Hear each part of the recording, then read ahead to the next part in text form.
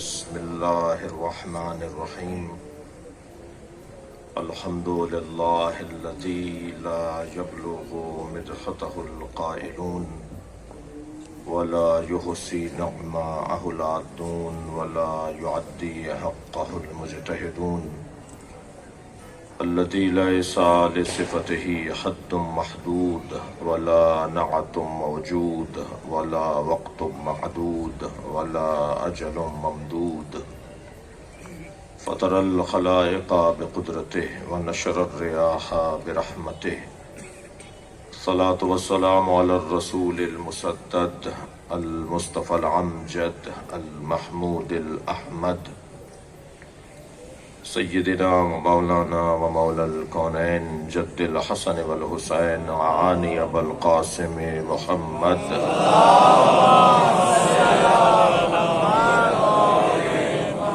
وآلہ الطیبین الطاہرین المعصومین الذین اذهب اللہ عنہم الرجس وطہرہم تطہیرا.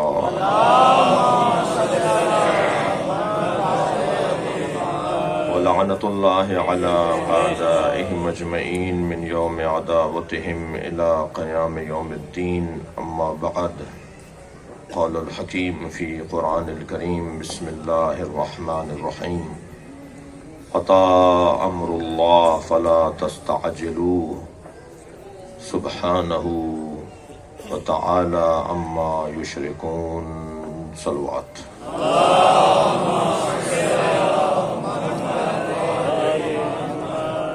عزیزم، رامش علوی کے والد گرامی کی مغفرت کے لیے بلند تر صلوات پڑھیں.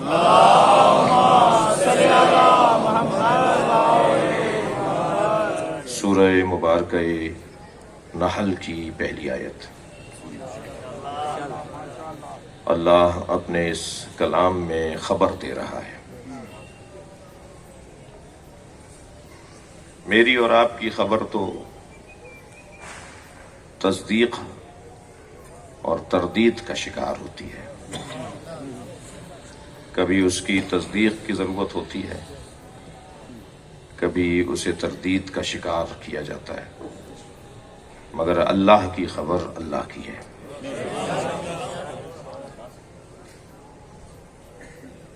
معاشرہ کچھ کہتا ہو، بات اللہ کی ماننی ہے. بعض اوقات ہوتا ہے کہ سب لوگ ایک بات کہہ رہے ہیں اور اللہ کچھ اور کہہ رہا ہے، تو ماننی بات وہ ہے کہ جو اللہ کہہ رہا ہو. محفل پڑھ رہا ہوں اس لیے منبر کا مزاح بھی روا جائز ہے. ایک شخص کو باندھ کر لٹا دیا اور مولانا صاحب نماز جنازہ پڑھانے لگے، اور وہ پکار کے کہنے لگا میں زندہ ہوں، میں زندہ ہوں، اور یہ تکبیروں پہ تکبیریں پڑھاتے رہے. جب جنازہ نماز مکمل ہو گئی تو کسی نے کہا کہ یہ تو مولانا زندہ ہے، آپ نماز پڑھا رہے تھے. کہنے لگے میں کیا کروں، یہ ایک کہہ رہا تھا میں زندہ ہوں، اور 40 جو میرے پیچھے کھڑے تھے وہ کہتے یہ مردہ ہے. تو میں ایک کی مانوں یا 40 کی مانوں؟ تو بعض اوقات اس انداز سے اکثریت کی رائے جو بنائی جاتی ہے اس کی بنیاد پہ کہا جاتا ہے کہ جی سب یہ کہہ رہے ہیں، یہ سب یہ کہہ رہے ہیں، اکثریت یہ کہہ رہی ہے. جی بعض اوقات تو کہا جاتا ہے کہ جی کچھ تو ہوگا جو اتنا کچھ کہا جا رہا ہے. دیکھیے کچھ محاورے تو ایسے ہیں جو اردو کے، پنجابی کے، سرائکی کے تو ہوں گے، اسلام کے نہیں ہیں. مثلا دین پہ دنیا بھاری، یہ ایک محاورہ ہمارے یہاں بولا جاتا ہے کہ صاحب دین پہ دنیا بھاری ہے. دین پر اگر دنیا بھاری ہے تو پھر قرآن کی ہم بات مانیں، یہ تمہاری مانیں جو قرآن یہ کہہ رہا ہے لِيُظْهِرَهُ عَلَى الدِّينِ كُلِّهِ. سب پر اگر کوئی غالب وجود ہے تو وہ اللہ کے دین کا وجود ہے. تو معاشرہ یہ کہہ رہا ہے کہ جی دین پہ دنیا بھاری ہے، اور اللہ کہہ رہا ہے کہ دین ہر ایک پر غالب. مثلا کہا جاتا ہے کچھ تو ہوگا جو اتنی باتیں ہو رہی ہیں. عزیزان گرامی، یہ محاورہ تو خاص طور پر علی کے چاہنے والوں کو استعمال نہیں کرنا چاہیے. اس لیے کہ کچھ بھی نہیں تھا اور شام سے مولا کے خلاف بہت کچھ کہا جاتا تھا. کہہ لیں کہ وہ جو سب کہتے تھے کچھ تھا. یہ محاورہ بھی. اسی طرح یہ کہا جاتا ہے کہ جی زبان خلق را نقار خدا گوین. یہ جو عوام کی باتیں ہیں، یہ جو بولی جا رہی ہیں، یہ اللہ کی آواز ہے، یہ نقار خدا ہے.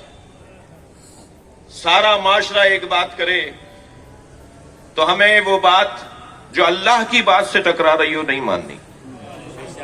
سارا معاشرہ کہتا ہے کہ دیندار نقصان میں ہے، دیندار نقصان میں ہے، دیندار خسارے میں ہے. یہ تقوی، پرہیزگاری، یہ خوف خدا ہے جو انہیں ترقی کی طرف نہیں لے جا رہی، ورنہ کہاں سے کہاں پہنچ جاتے اگر یہ بھی اوروں کی طرح یہ بھی دین سے لاوبالی ہوتے. سارا معاشرہ کہتا رہے کہ دیندار نقصان میں ہے. اللہ کہہ رہا ہے والعصر ان الانسان لفی خسر الا الذین آمنوا. اللہ کہہ رہا ہے کہ دیندار فائدے میں ہے، صاحبان ایمان فائدے میں ہیں، صاحبان کردار فائدے میں ہیں، حق بولنے والے فائدے میں ہیں، صبر کی تلقین کرنے والے فائدے میں. ہم اللہ کی مانیں یا لوگوں کی مانیں؟ سارا معاشرہ کہتا رہے کہ ابو طالب نے کلمہ نہیں پڑھا. اللہ کہہ رہا ہے والذین آووا ونصروا اولئک هم المؤمنون حقا. جنہوں نے نبی کو پناہ دی، جنہوں نے نبی کی مدد کی، وہی واقعی مومن ہے. صلوات پڑھیں گے محمد و آل محمد. خشنودی علی ابن ابی طالب بلندر صلوات.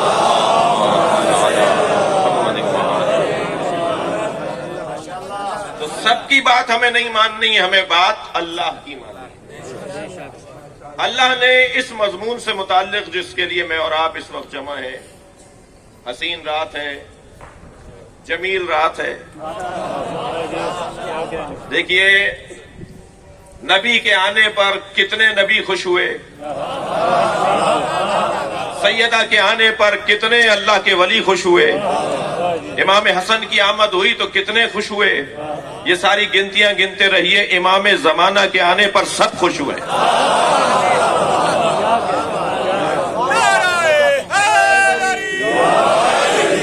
اس کی شان میں کچھ کہنے اور سننے کے لیے میں اور آپ جمع ہیں جس کی شان میں حسین بولتا ہے. حل ولد المہدی یا حسین. جی، یاد مہدی، ذکر مہدی، فکر مہدی، معرفت مہدی. مہدی مہدی مہدی مہدی.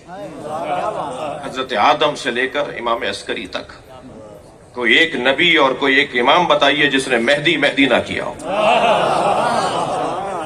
ہر اللہ کے نبی نے، ہر اللہ کے ولی نے امام وقت کا نام لیا، انہیں یاد کیا، ان کا انتظار کیا، ان کے زمانے میں شامل ہونے کی آرزو کی. پوچھا کسی نے یا حسین حل ولد المہدی، کیا امام زمانہ امام مہدی کی ولادت ہو گئی؟ فرمایا لا لو ادرکتہ لخدمتہ ایام حیاتی. کیا حسین جملہ ہے. فرمایا اگر حسین کی زندگی میں مہدی کی ولادت ہو جاتی تو حسین مہدی کی خدمت کے لیے خود کو وقف کر دیتا.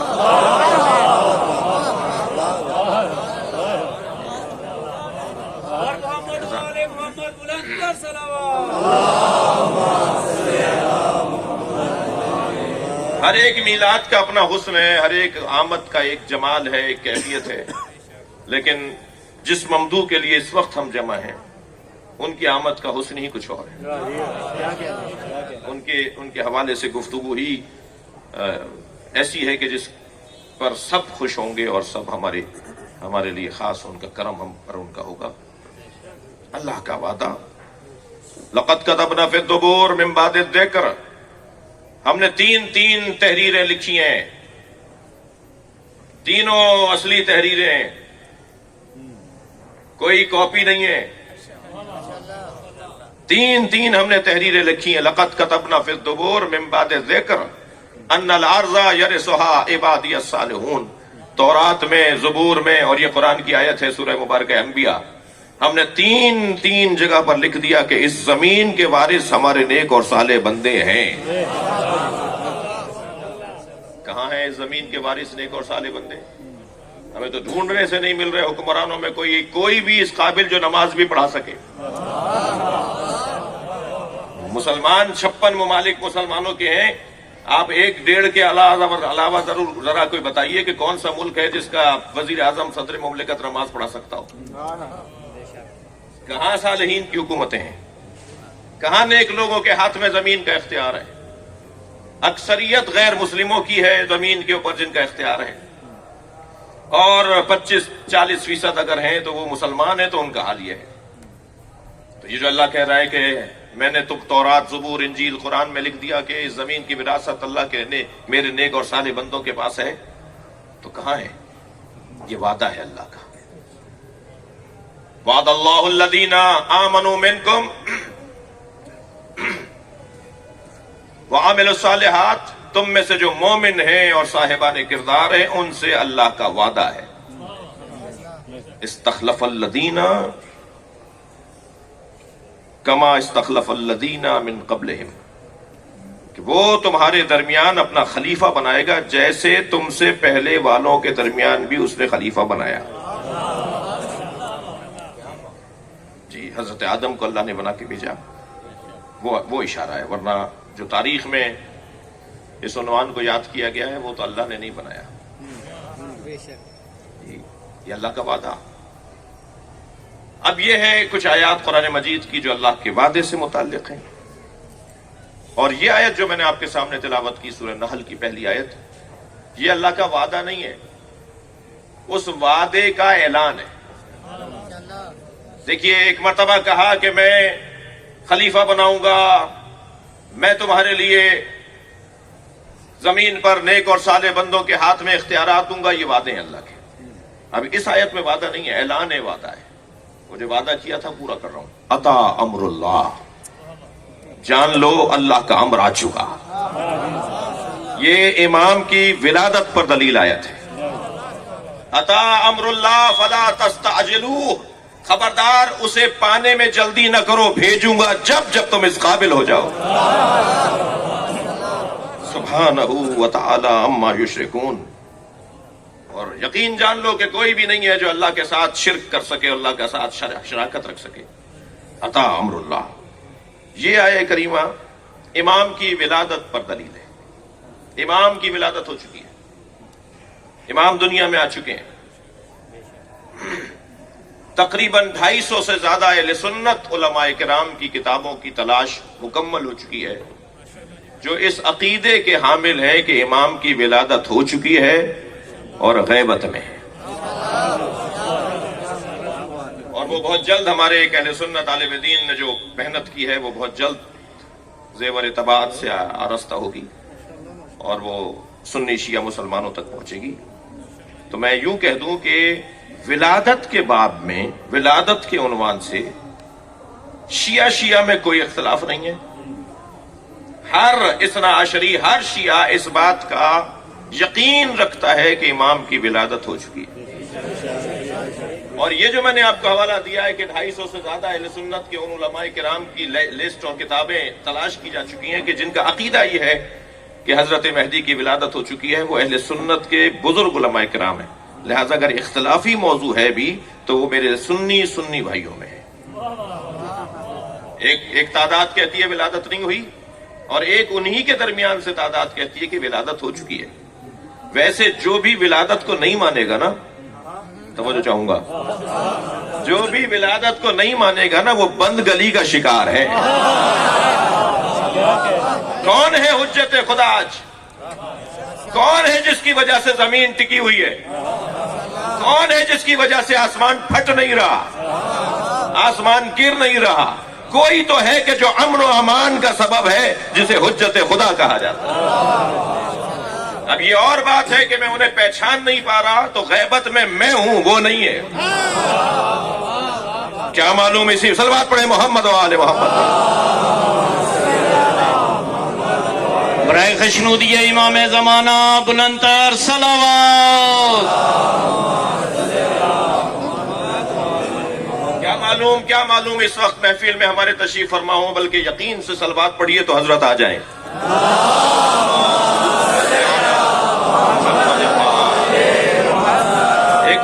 सलावत बुलाने के लिए पढ़िए।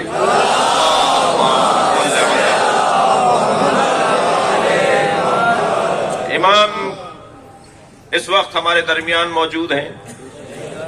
मैं उन्हें देख नहीं पा रहा, नहीं, मैं उन्हें पहचान नहीं पा रहा। इसी को गैबत कहा जाता है। हाजिर है, जाहिर नहीं है। 40 साल तक नबी मक्के में हाजिर रहे, जाहिर नहीं थे।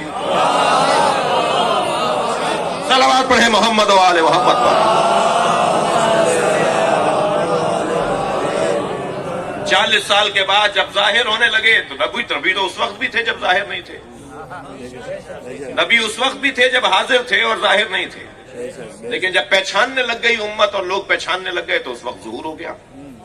हमारे दरमियान इमाम मौजूद हैं, हम बस जिस दिन पहचानने लग जाएंगे वही ज़ुहूर का दिन होगा। तो विलादत इमाम की हो चुकी है, ये अल्लाह ने ऐलान कर दिया है, अता अम्रुल्लाह फला तस्ताजिलू। अल्लाह का अम्र आ चुका है, उसे पाने में जल्दी न करो। तुमने पहले पाने में बहुत जल्दी की तो उसका नुकसान हुआ, अब अल्लाह पे छोड़ दो। मैं तो इस मरहला गुफ्तगू को 2 मिसरों में इस तरह से याद करूंगा कि ये तो तय करें कि हम मुंतजिर हैं या वो मुंतजिर है। हम मुंतजिर हैं तो वो मुंतजिर तो हम मुंतजर। कौन है जो मुंतजिर है? शायर लखनवी ने क्या खूब 2 मिसरे कहे, हम उनकी दीद के तालिब वो हुक्म खालिक के। तवज्जो चाहूंगा, हम उनकी दीद के तालिब वो हुक्म खालिक के, मजा है दोनों तरफ इंतजार होता है। सलावत पढ़े मोहम्मद व आले मोहम्मद।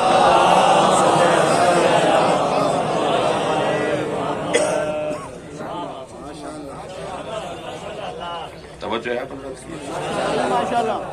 चाहिए। थोड़ी सी रोशनी इसको तब्दील कर सकते हैं। मैं इधर के मोमिनीन की ज़ियारत नहीं करता। है नहीं है शायद।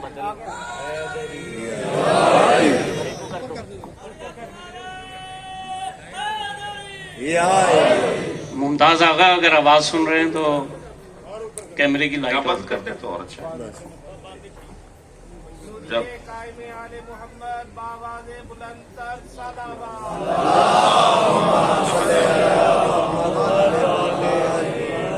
मौजूदा इंतजामिया से अर्ज करूंगा कि बाहर की महफिलों के लिए आपके पास जगह बहुत है। बाहर से रोशनी का अगर इंतजाम हो, यानी ऊपर से रोशनी का इंतजाम हो, तो ये कैमरा वाले दोस्त जो हैं वो आसानी हो जाएगी। ने सलवात पढ़े जरा मोहम्मद।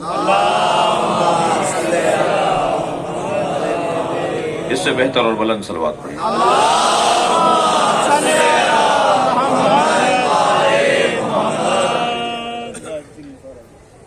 इंसान वाहिद मखलूक है जो घर बनाती है, महल्ले बसाती है, शहर तामीर करती है। ये मखलूक वाहिद मखलूक है जो मुल्क तामीर करके और बनाकर जिंदगी गुजारती है। हैवानात में इज्तमाइयत और कबीले का निजाम नहीं है। वो जो अपने हम जिन्स के साथ कभी कभी हिमायत के लिए बाहर निकल आते हैं, वो फितरी मसाइल हैं, वो फितरती मसाइल हैं, वो अखलाकियात और तरबियत का उन्वान नहीं है। इनकी फितरत के अंदर जो जो चीजें पाई जाती हैं, हैवान उसका इजहार करता है, और बाज़ औक़ात अगर हैवान अपनी फितरत पर भी अमल न कर रहा हो तो उसे पागल जानवर कहा जाता है। मसलन सांप का काम काटना है, अगर वो ना काटे तो ये पागल है। इंसान वाहिद मखलूक है जो घर बसाता है, घर बनाता है, फिर शहर और महल्ले, और फिर शहर और फिर मुल्क बनाता है। जब भी मिलकर रहने का मंजर सामने आएगा तो मिजाजों का इख्तिलाफ, मफादात का इख्तिलाफ, तरजीहात का इख्तिलाफ सामने आएगा। पड़ोसी के कुछ ख्वाहिशात और मफादात हैं और बराबर में रहने वाले के कुछ और मफादात हैं। जब मफादात आपस में टकराएंगे तो फसाद लाजिम आएगा। लोगों ने शहर तो बसाना शुरू किए, मुल्क तो बनाना शुरू किए, लेकिन जब मफादात के टकराव से फसाद होने लगा तो फिर इन्होंने पुलिस बनाना शुरू की। کہ کوئی فورس ہو، کوئی ڈنڈا بردار ہو، کوئی دھوس روب والا ہو کہ جو ان مفادات کے ٹکراؤ کے درمیان کوئی فصیل قائم کرے، کوئی فیصلہ کرے، کوئی فیصل وجود بنے۔ لیکن عزیزان گرامی، یہ جو باہر کی طاقتیں مفادات کے ٹکراؤ کو روکنے کے لیے کار فرما ہوتی ہیں، وہ اتنی ناقص ہیں، وہ اتنی کمزور، اتنی ناتوان ہیں کہ وہ تو انہی مسائل میں بول سکتی ہیں اور کچھ قدم اٹھا سکتی ہیں جو انہیں نظر آ رہا ہو یا جسے وہ سن لیں۔ جن باتوں کو وہ سن نہیں پا رہے، جن باتوں کو وہ دیکھ نہیں پا رہے، ان کے بارے میں کوئی رائے نہیں دیں گے۔ اسلام نے شدت سے روک دیا، خبردار، گلی کوچے کے اندر، چوراہے چوک کے اوپر اگر کوئی کام ایسا ہو رہا ہو جو مفادات کے ٹکراؤ کا ہو تو پھر ادارے آگے بڑھیں اور ان دونوں کے درمیان کو صلح صفائی کروائیں۔ لیکن جو گھر میں کام ہو رہا ہے اسے تو حق ہی نہیں ہے کہ وہ دیوار پھاند کر جائے اور وہاں جا کر دیکھے اور پھر اس کو دیکھنے کے بعد کوئی فیصلہ لے۔ یہ تو اسلام روک رہا ہے، یہ تو شریعت روک رہی ہے، یہ تو اخلاقیات روک رہے ہیں۔ تو پھر یہ جو باہر سے ایک طاقت بنائی گئی ہے کہ جو انسانوں کے درمیان آنے والے مفادات کے ٹکراؤ کو ایک فیصلہ کریں اور ان کے بارے میں کوئی حل نکالیں، وہ تو ناقص ہے۔ اللہ نے اگر ہمیں مدنی و طب بنایا ہے، اگر ہمیں شہری انسان بنایا ہے اور شہری حیوان بنایا ہے، مل کے رہنے والا بنایا ہے، تو پھر اللہ نے کیا انتظام کیا کہ اگر ہم بند کمرے میں بھی کوئی غلط کام کر رہے ہوں تو اللہ کی طرف سے کوئی نظام ہو جو ہمیں کنٹرول کرے۔ عزیزان گرامی، وہ جو بند کمرے میں اللہ کی طرف سے کنٹرول کرنے والا نظام ہے اسے اولی الامر کہا جاتا ہے۔ وہ وہاں بھی دیکھ رہا ہوتا ہے جہاں ہر ایک کی نگاہیں نہیں ہوتی۔ یہ جہاں باب فضائل ہے کہ نبی جیسے آگے دیکھتے تھے ایسے پیچھے بھی دیکھتے تھے، وہاں معاشرے کی اور سماج کی ضرورت بھی ہے کہ کوئی ایسا وجود ہو کہ جو ہر حال میں دیکھتا ہو اور ہر جگہ دیکھتا ہو۔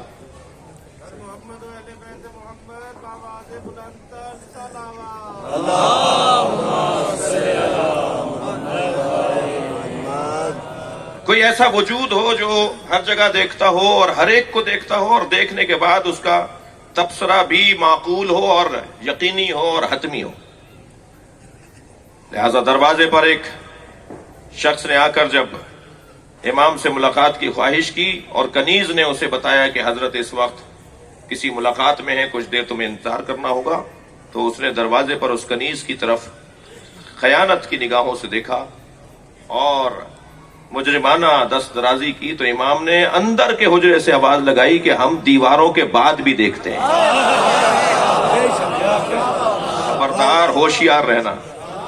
تو اب کوئی ایسا وجود ہونا چاہیے کہ جو اللہ کی طرف سے معاشرے پھیلنے والے فسادات کو روکنے کے لیے ہر جگہ دیکھ سکتا ہو۔ لہذا یہ اگر آنکھیں بند کر کے بھی لیٹے اور بیٹھے ہوں، سو بھی رہے ہوں، تو یہ آنکھیں بند بھی ہوں تب بھی دیکھتے ہیں، اس لیے کہ ان کی آنکھیں عین اللہ نہیں ہیں، ان کا وجود عین اللہ ہے۔ مکمل وجود جو اللہ کی طرف سے دیکھنے کے لیے اور نظارت کرنے کے لیے قرار دیا گیا۔ ہر دور کے اندر پروردگار عالم نے ایک اولی الامر، ایک صاحب امر کو قرار دیا جو معاشرے کو کنٹرول کرے، جس کے پاس اعمال پہنچے اور وہ ان اعمال کی بنیاد پر لوگوں کے لیے اللہ کی بارگاہ میں اپنی فیصلے کا اظہار کر دے۔ لہذا قیامت میں جب نامہ عمل دیا جائے گا تو ہر شخص کے نامہ عمل پر اس کے زمانے کے امام کے دستخط ہوں گے۔ یہ فائل ہم سب کی فائلیں پہنچیں گی، مگر ہماری فائلوں پر ہمارے وقت کے امام کے دستخط ہوں گے۔ اسی لیے کہا جاتا ہے کہ برا کام کرنے سے پہلے سوچ لیا کرو، اللہ کے پاس پہنچنے سے پہلے امام تک پہنچے گا۔ اور اگر امام کو تمہارے کسی عمل سے تکلیف ہو گئی تو یہ اس دشمنی سے کم دشمنی نہیں ہے کہ جو کھلے دشمنوں نے اہل بیت کے ساتھ ظلم کیا۔ امر الہی، اللہ کا امر آ چکا۔ عزیزان گرامی، عجیب رات ہے۔ اس رات میں ہمیں اعمال انجام دینے ہیں اور ساری رات اللہ کی عبادت میں گزارنی ہے۔ میرا تو دل کہتا ہے کہ جو اس رات میں ہمیں سجدے میں پڑے رہنے کا حکم ہے، اس کا ایک سبب یہ بھی ہے کہ تم اتنا سجدہ کرو کہ امام کے آنے کا شکریہ ہو جائے۔ اس رات کے اختتام پر جو اللہ کی طرف سے ہمیں انعام نصیب ہوگا، وہ ایسا انعام ہے کہ جس انعام کا کوئی نعم البدل نہیں ہے، کوئی اس کا بدل نہیں ہے۔ کوئی اس جیسا وجود نہیں ہے. ہر شخص اس کی آمد کے انتظار میں ہے. جناب اسحاق ابن احمد میرے مولا امام حسن عسکری علیہ السلام کے نمائندے اور سرزمین قم پر امام کے سفیر اور نمائندے ہیں. امام سامرہ میں رہتے ہیں. حضرت احمد ابن اسحاق جو ہیں وہ قم کے اندر رہتے ہیں. وہ کہتے ہیں کہ میرے شہر کے اندر ایک یہودی منجم رہتا تھا. اچانک دروازے پہ دستک ہوئی تو میں نے جا کے دیکھا تو وہ یہودی منجم کھڑا ہے. مجھے پہلے تو یہ تشویش ہوئی کہ اس کا میرا کوئی تعلق نہیں ہے, کوئی سلام دعا نہیں ہے, ہمارا ان جیسے لوگوں سے کوئی تعلق نہیں ہے, واسطہ نہیں رکھتے ہم ایسے لوگوں سے, یہ میرے دروازے پر کیوں کرایا ہے.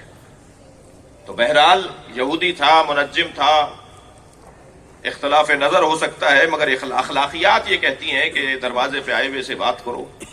میں نے پوچھا کہ کوئی حاجت ہے؟ کہ میرے پاس مجھے کوئی حاجت نہیں ہے, لیکن میں رات میں جو رات گزری ہے اس رات میں اپنے حساب و کتاب میں مصروف تھا. اس واقعے کو, اس روایت کو لکھا یوم الخلاص کے اندر.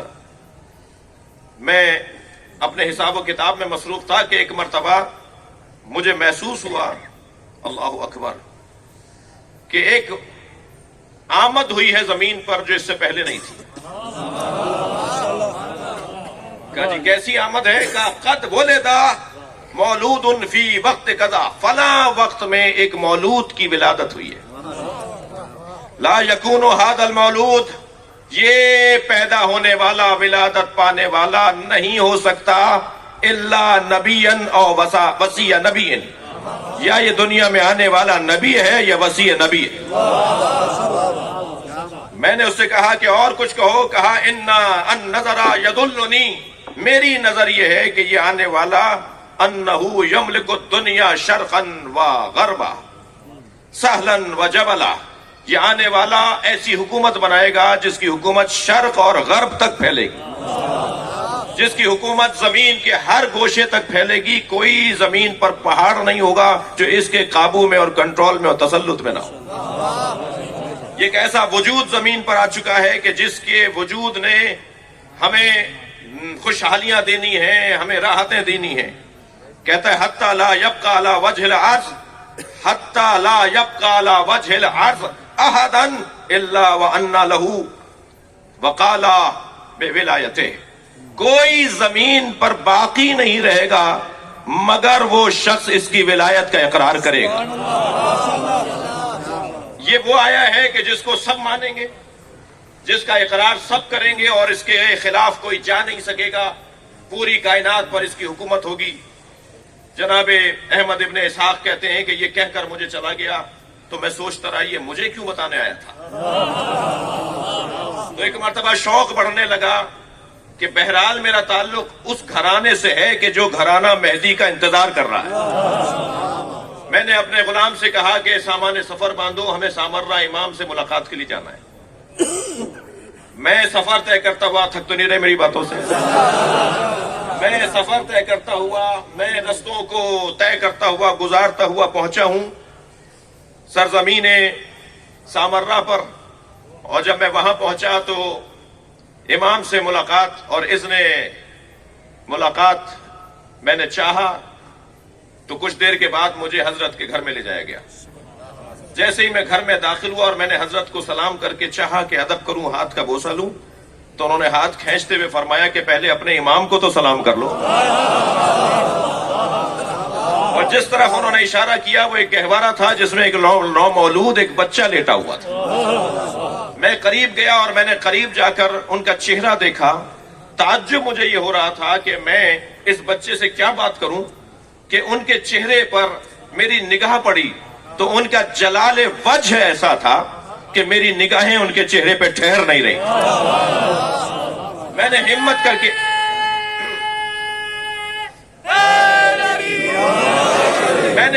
کر کے ان کی آنکھوں کی طرف دیکھا تو آنکھوں میں اتنا ٹھہراؤ تھا. دیکھیے ایک جملہ کہہ دیتا ہوں کہ جو نومولود بچہ ہوتا ہے اس کی آنکھیں ٹھہری بھی نہیں ہوتی. کہنے لگے ان کی آنکھوں میں اتنا ٹھہراؤ تھا کہ وہ مجھے ایک لمحے بھر کے لیے دیکھتے تھے تو ایسا لگتا تھا کہ آسمان مجھ پہ گر سکتا ہے اور زمین مجھ پہ پھٹ سکتی ہے۔ میں نے امام کی طرف رخ کر کے کہا مولا یہ بچہ کون ہے؟ تو حضرت نے فرمایا کہ جس بچے کا انتظار آدم سے لے کر خاتم تک کرتے رہے یہ وہی مولود ہے۔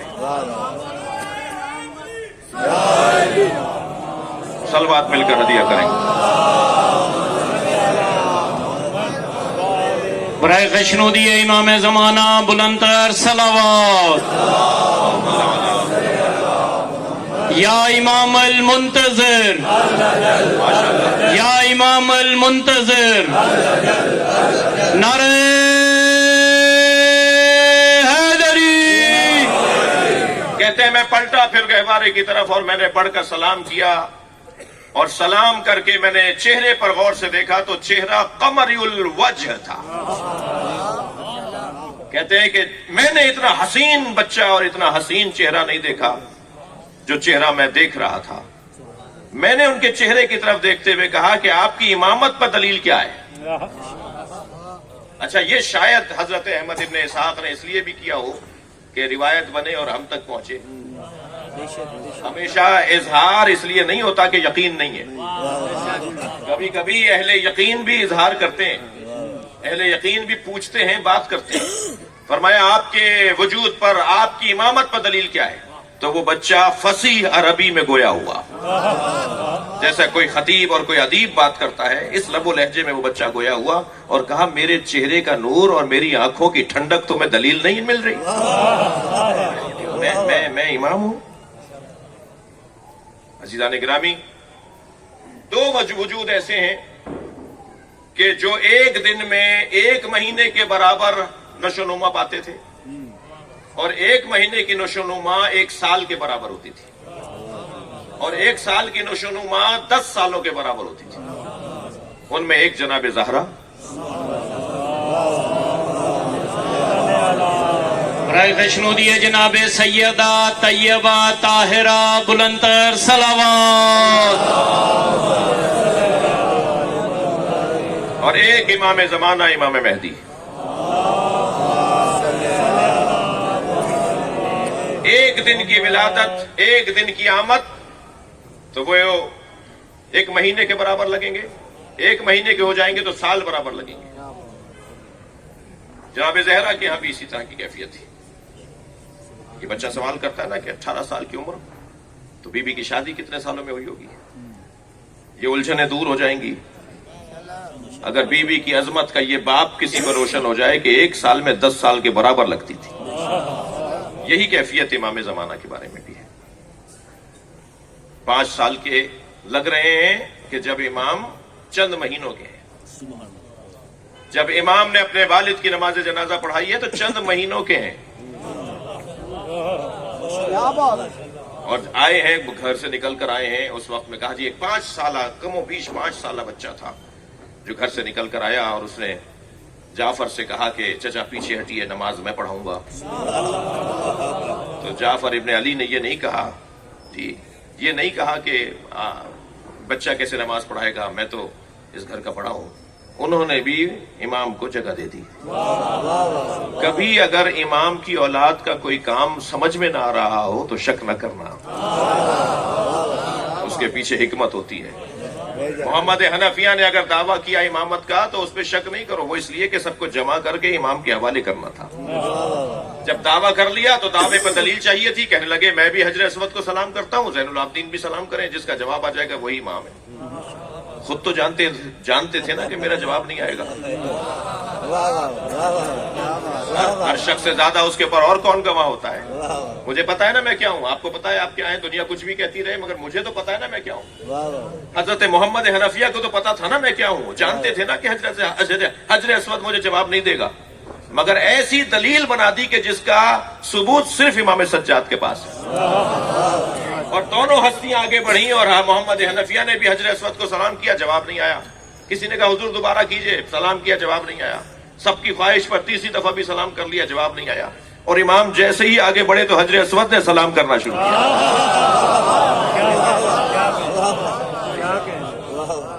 تو اسی طرح جعفر نے بھی امام کے حوالے کرنا تھا پورا ماحول، فوراً پیچھے ہٹ گئے جب حضرت نے کہا کہ چچا میں نماز پڑھاؤں گا، اور امام کے وہ 5 سال کا عمر کا ایک بچہ تھا، وہ تو چند مہینوں کی ولادت تھی۔ میرے کچھ بھائی یہاں تشریف فرمائے جو میری جان ہے، وہ بعض اوقات کہتے ہیں کہ شیعوں کی کچھ باتیں ہمیں سمجھ میں نہیں آتی، میں ان سے مخاطب ہوں، اتنے عرصے سے زندہ ہیں، اتنی لمبی عمر، اچھا تعجب کے جملے کہتے وہ ہیں جو توحید زیادہ کرتے ہیں۔ بھائی تم اللہ اللہ زیادہ کرتے ہو تو اللہ کی قدرت کو مانتے نہیں ہو؟ کہنے جی اتنی مدت سے کیسے زندہ ہیں، 1150 سال گزر گئے اب تک کیسے زندہ ہیں؟ تو میں انہیں ایک جملہ کہہ دوں، کہوں گا پیار سے، اگرچہ اختلاف رائے کے ساتھ، محبت سے اور پیار سے بات کر رہا ہوں۔ عزیزان گرامی، جو یہ کہے نا کہ اتنی مدت سے زندہ کیسے ہیں، ان سے پہلے تو یہ سوال کرو کہ تم زندہ کیسے ہو؟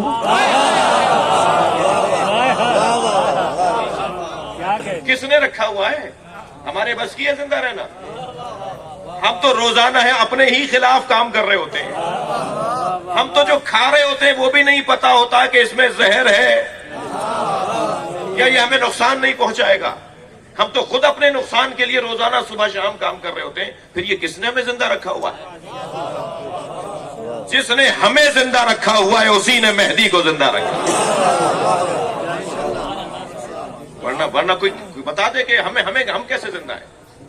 موٹی سی بات ہے کہ امام کی حیات قدرت پروردگار کی دلیل ہے، ماننا پڑے گا، اگر امام کی ولادت کو نہیں مانیں گے تو ماننا پڑے گا کہ زمانہ حجت خدا سے خالی ہے۔ سنی شیعہ نے حدیث لکھی کہ من ماتا ولم یعرف امام زمانہ فقط ماتا میتۃ جاہلیہ، جو اپنے زمانے کے امام کی معرفت نہ رکھے، اسے نہ پہچانے، اسے نہ جانے اور مر جائے تو وہ کفر کی موت مرے گا۔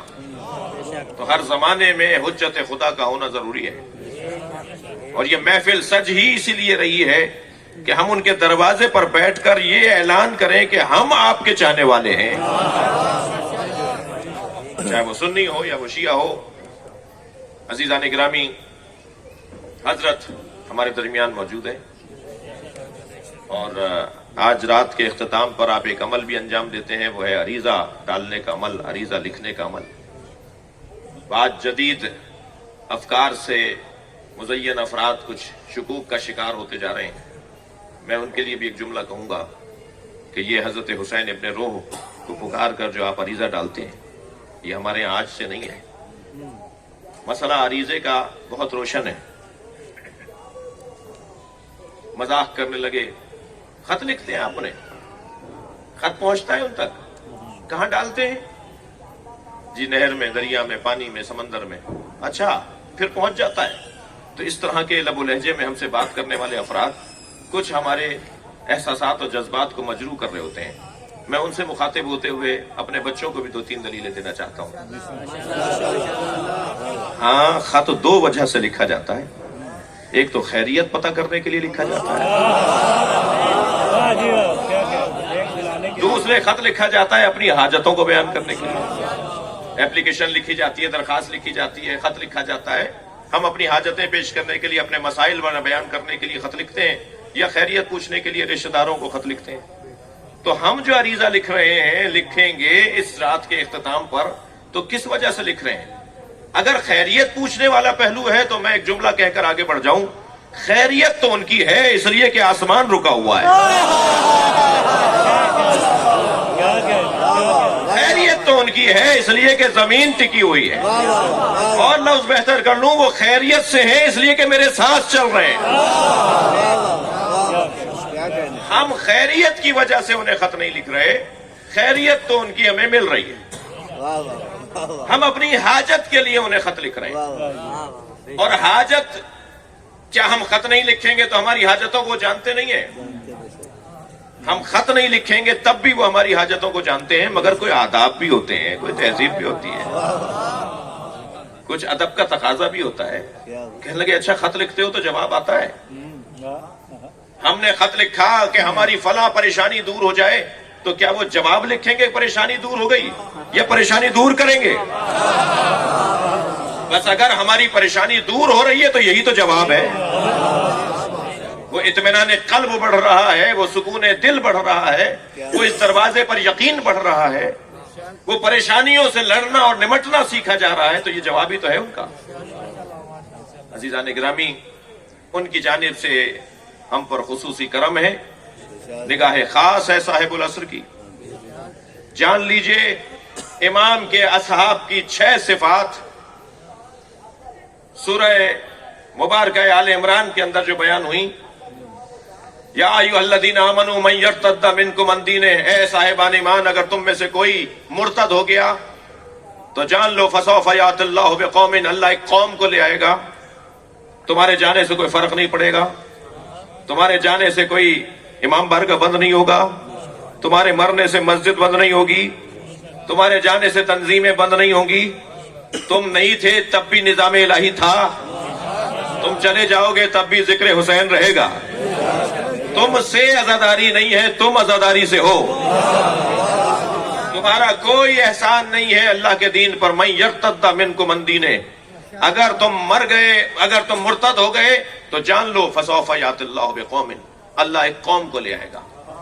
یہ اصحاب امام زمانہ کی 6 صفات بیان ہو رہی ہیں اس آیت کریمہ میں.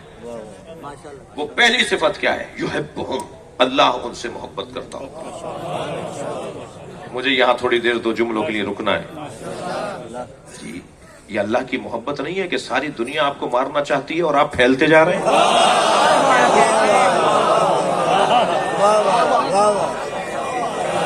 لبیک یا حسین، لبیک یا حسین، لبیک یا حسین، لبیک یا حسین. برائے خشنودی امام حسین علیہ السلام بلندتر صلوات. نعرہ تکبیر، جیڑا بندہ خوش ہے دونوں ہاتھ چکے دوجے نوں چھٹی. نعرہ تکبیر، نعرہ رسالت، حسینیت جدیدیت، سبا کے ساتھ دل بالا. امام کے اصحاب کی پہلی صفت یہ ہے کہ اللہ ان سے محبت کرتا ہے. اللہ کی محبت کی یہ بہت بڑی دلیل ہے کہ دنیا آپ کی مخالف ہے مگر آپ مطمئن ہیں. اللہ کی محبت کی یہ بہت بڑی دلیل ہے کہ آپ مسلسل پھیلتے جا رہے ہیں، مسلسل آپ کے اندر بڑھوتی ہے، اضافہ ہے، اطمینان ہے، سکون ہے. مجھے تو تعجب ہوتا ہے اس مولائی پر کہ جب فضائل اہل بیت پڑھنے پر یا مشی کرنے پر یا ماتم عزاداری کرنے پر یا مجلس محفل کرنے پر اس پہ FIR کرتی ہے تو وہ پریشان ہو جاتا ہے. مجھے اس FIR کو گلے میں ہار بنا کر گھومنا چاہیے.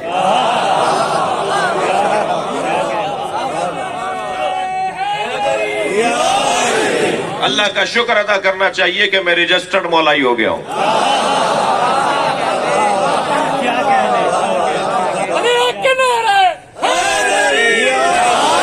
ایک صاحب کا کلپ موجود ہے، وہ تقریر کر رہے تھے اور یہ جو ایک جماعت بنی تھی نا آپ کے فیصل آباد کے ڈویژن کے اندر اور پورے پاکستان میں انہوں نے اپنا نقصان کیا. ان سے وہ مخاطب تھے کہ تم نے پاکستان میں اتنے شیعہ مار دیے، تم نے اچھا نہیں کیا. اگر شیعہ فلاں ہے، برا ہے، فلاں ہے تو اس کو مارنا نہیں چاہیے تھا، اس کے مارنے سے نقصان ہوا ہے. اور نقصان کی دلیل وہ یہ دے رہے تھے کہ 50 سال پہلے امریکہ میں، کینیڈا میں، آسٹریلیا میں کوئی امام بارگاہ نہیں تھا.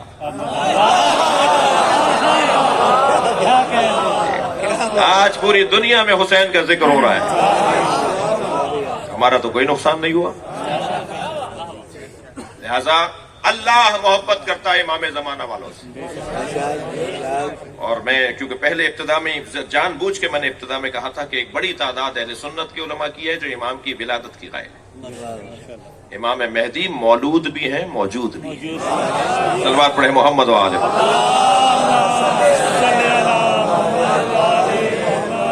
پہلی صفت یحبہم، اللہ ان سے پیار کرتا ہوگا. اصحاب امام اور امام کے زمانے کے لوگوں سے اللہ محبت کرتا ہے. جو امام کو چاہتے ہیں اللہ ان سے محبت کرتا ہے. دوسری صفت یحبونہ، وہ بھی اللہ سے محبت کرتے ہیں. تیسری صفت اذلت علی المومنین، وہ مومنین کے سامنے خاکساری کے ساتھ حاضر ہوتے ہیں، مومن کے سامنے اکڑتے نہیں ہیں، مومن سے لڑتے نہیں ہیں، مومن کا دل نہیں دکھاتے، مگر کہیں عادت نہ بن جائے خاکساری اور تواضع۔ عزت علی الکافرین، مگر کافروں سے اکڑ کر بات کرتے ہیں۔ اگر کوئی صاحب العصر کا چاہنے والا یا دعویٰ کرنے والا ہو اور وہ کافروں سے بھی پیار کرتا ہو، کافر دو طرح کے ہوتے ہیں، ایک کافر حربی ہے، ایک کافر ذمی ہے۔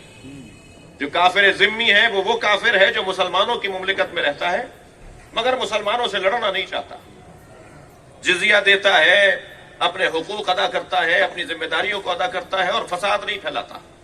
اور کافر حربی وہ ہوتا ہے جو مسلمانوں کے مفادات کے خلاف، اسلام کی تعلیمات کے خلاف، قرآن کے خلاف اعمال انجام دیتا ہو، اس کی فعالیت ایسی ہو کہ جو قرآن اور اسلام کے خلاف ہو، وہ کافر حربی ہے۔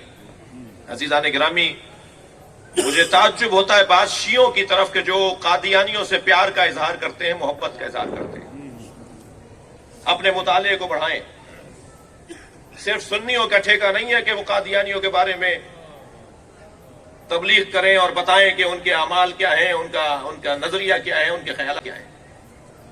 جی صرف یہ کہہ کر میری جان نہیں چھٹے گی کہ اسمبلی کے اندر جب قادیانیوں کو اقلیت میں شمار کرنے کی تحریک چلی اور بیان دیا گیا اور خطابات ہوئے تو اس میں مولانا محمد اسماعیل دیوبندی نے سب سے اچھا خطاب کیا۔ اس سے میری جان نہیں چھٹے گی۔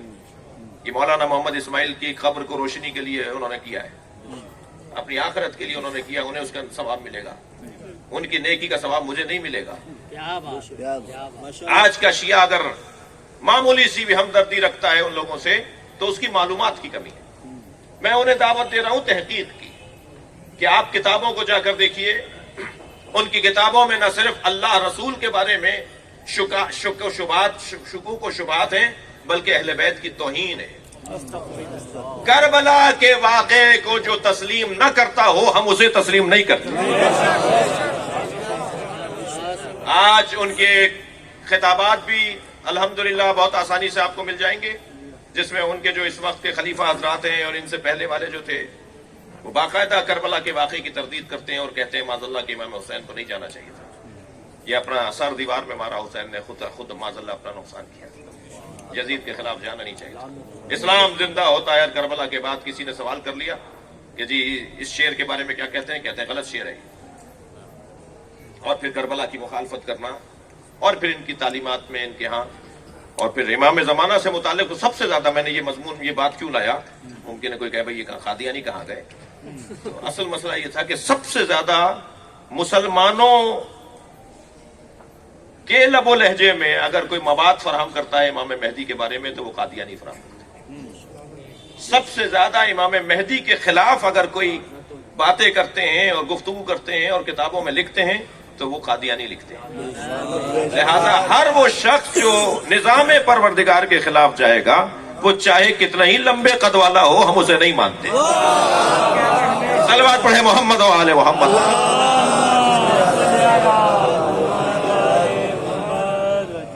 ہے وقت کٹھن وارث ام الکتاب آجا، ہے وقت کٹھن وارث ام الکتاب آجا، باطل کے ہر سوال کا تو ہے جواب آجا، ہر ایک قضادار ہے سجدے میں منتظر، اے مولا اب اتار دے نقاب آجا، علی حق نعرہ ہے۔ لہذا سنی شیعت و مہدویت کے عقیدے پر متفق ہے، مگر جو اہل سنت اور شیعوں کے درمیان امام زمانہ کے بارے میں شکوک ڈالنے والا کوئی ہے گروہ ہے، کوئی تنظیم